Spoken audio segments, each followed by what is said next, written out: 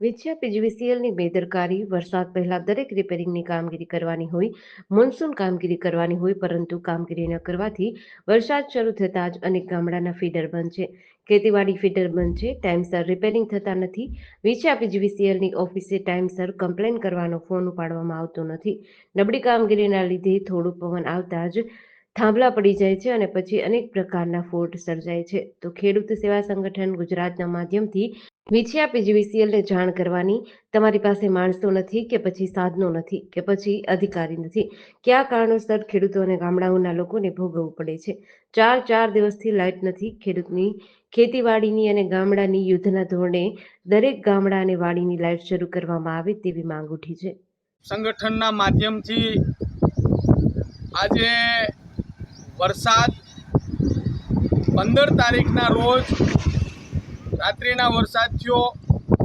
એ વરસાદના કારણે પીજીવીસીએલની બેદરકારીના લીધે જે ચોમાસા દરમિયાન દરેક પીજીવીસીએલના ઇલેક્ટ્રિક જે તાર હોય, થાંભલા હોય કે પછી વિવિધ કામગીરી ચોમાસા દરમિયાન મોન્સૂનની કરવાની હોય, પરંતુ કોઈ કામગીરી કરવી ન હોવાથી આજે છેલ્લા 3 દિવસથી વરસાદ પડતાની સાથે વિછિયા વિસ્તારના અનેક ફીડરો બંધ છે, અમુક ગામડાઓ બંધ છે, કેટલી વાડીઓના થાંભલા પડી ગયા છે. કારણ કે જે તે વખતે થાંભલા પડ્યા હોય ત્યારે એની ધારાધોરણ પ્રમાણે એના ફાઉન્ડેશન ભરેલા નથી. નબળી કામગીરીના લીધે માત્ર ને માત્ર ખેડૂતોને ભોગવવું પડે છે. આજે 3 થી 4 દિવસ થવા છતાં અનેક ગામડાઓ લાઇટ વિહોણા છે. એના લાઇટના થાંભલા પડી ગયા, જેથી કરીને લાઇટ આવેલી નથી. તો ખેડૂત સેવા સંગઠન ગુજરાતની એક માંગ છે કે શું વિછિયા પીજીવીસીએલ પાસે માણસો નથી, સાધનો નથી, અધિકારી નથી?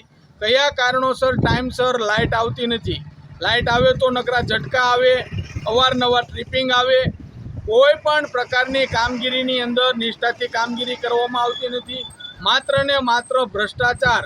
જે થાંભલા ખોડવામાં આવે એ પણ એની લંબાઈ, પહોળાઈ, ઊંડાઈ પ્રમાણે ખોડવામાં ન આવે, ફાઉન્ડેશન બાંધવામાં ન આવે, નબળી કક્ષાનો માલ વાપરવામાં આવે, જેથી કરીને ખેડૂતો ખૂબ હેરાન પરેશાન હોય. તો ખેડૂત સેવા સંગઠન ગુજરાતની એક માંગ છે કે યુદ્ધના ધોરણે વરસાદ પહેલાં જે કામગીરી કરવાની હોય એ પૂર્ણ કરવામાં આવે અને 100% ખેડૂતો બિલ ભરે છે તો ખેડૂતના ખેતર સુધી લાઇટ પહોંચે. અને બીજું, વિછિયા પીજીવીસીએલની કચેરીએ જે ફોલ્ટ સર્જાતા હોય એની કમ્પ્લેન લખાવવાની હોય તો એનો ફોન પણ ઉપાડવામાં આવતો નથી. તો યુદ્ધના ધોરણે તમામ પ્રકારની કામગીરી પૂર્ણ કરી અને રાબેતા મુજબ લાઇટ શરૂ કરવામાં આવે એવી અમારી ઉગ્ર માંગ છે. GDC ન્યૂઝ સાથે કરશન બામટા, આટકોટ.